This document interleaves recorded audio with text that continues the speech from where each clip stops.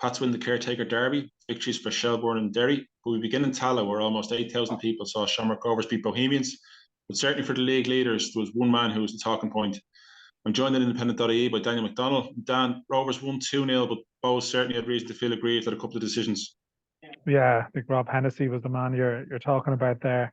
Yeah, that is the story of the game. I think for anyone of a Bohs persuasion and the messages and comments received during and after the game would reflect as much. Yeah, it was just. I mean, I don't know. Like, I don't like big games becoming, the aftermath being dominated by refereeing discussions. We've had a lot of it this year.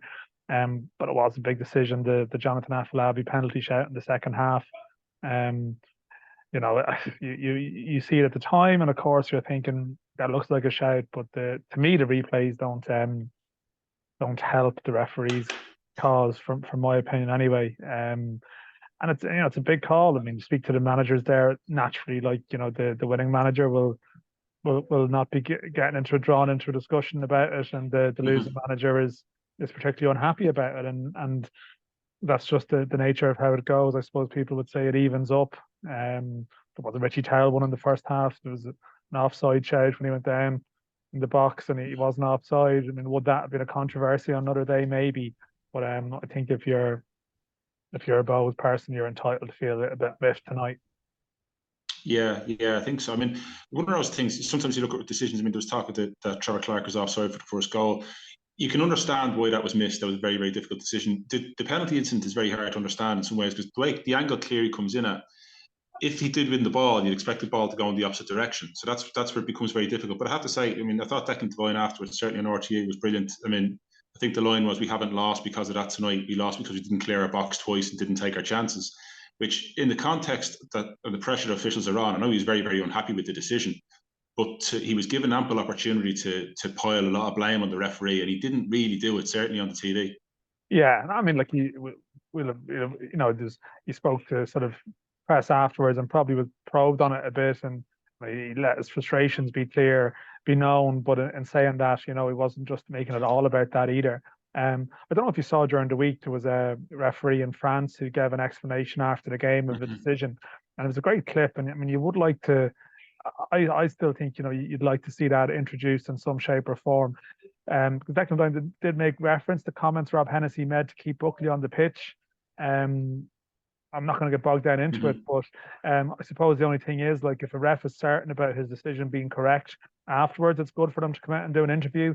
If they're coming out afterwards and maybe they're what they saw wasn't actually what happened, then maybe it's a different thing for them to come out and talk. If they come out and say, "I'm sorry," do you win respect or do you just antagonize people? I mean, I suppose that's just that's that debate. Yeah, it's a big call, and it's a big call and a big game. And just briefly on the game itself, I mean, I know Rovers won 2-0. It seemed though Bohs were far more competitive in this game than they were in the first time the two teams met. Yeah, I mean, to be fair, like Rovers, first 10, 15 minutes, I thought this is not going to be a contest at all. Everything was happening very quickly for Bohs, and there's chances being created from Bohs mistakes, and not too much Rovers pressure. But yeah, I think thereafter they were pretty good. They I don't know if they learned from Sligo Rovers last week, but they certainly I think Shamrock Rovers found it hard to play out at times. And coming up to half time, they had a really good spell. And then even at 1-0, yeah, they were competitive. I definitely thought they laid more of a glove on them than they did in Dalymount, yet ultimately with the same results. So I don't know, like it's you can take some degree of positives from that, but their lead is 1 point and Shamrock Rovers are ticking along. Yeah, the monster is coming, it feels like. Wins for the teams in third and fourth. Derry won 1-0 and draw. The Shells 1-0 against UCD. Results that were expected, but equally important results, particularly for Derry after last week. Yeah, I think Derry just had to get back on the road, and they've done that by whatever means possible. And yeah, I think Brian Maher might have just following updates. Brian Maher might have been called upon to make a decent save late on. But yeah, Shells UCD. Yeah, Shells just chalk that one down and move along, and they're just like steadily picking up those points. Yeah, and one team not picking up points, Cork City, and the caretaker derby, as we called it earlier on, beaten 3-2 by Pats. Another bit of a refereeing decision, it seemed, didn't go their way. Just before Pats opened the scoring, Cork were 2-1 at half time. Pats came back and won 3-2. Frustrating game for Cork, you would think, with that 2-1 lead. Yeah, yeah, I think so. I mean, I suppose Pat's like you can flip it whatever way you want. I mean, Pat's 2-1 down to come back in the second half. Adam Murphy, a teenager, with the winner. Nice, actually. Joe O'Brien Whitmarsh in the first half, and Adam Murphy in the second half. Two young midfielders, same age group, both very highly rated and both scored. And Adam Murphy sometimes uses a number 6 under Tim Clancy, but more of an attacking role, I think, off the bench here, and he scores. So, yeah, I suppose as we talked about the bounce beforehand, I mean, Pats can for John Daly, you can probably spin this around and say, well, you were 2-1 down at the break, you've made a change, bit of a reshuffle, and you've won the game. So like that's a big result for you. And Cork probably happened a bit quicker their change, and yeah, their manager hunt probably takes shape now. Yeah, it's an interesting couple of weeks ahead for both teams. Into the first division, Dan, Galway 2, Waterford 1. Galway 10 points clear now.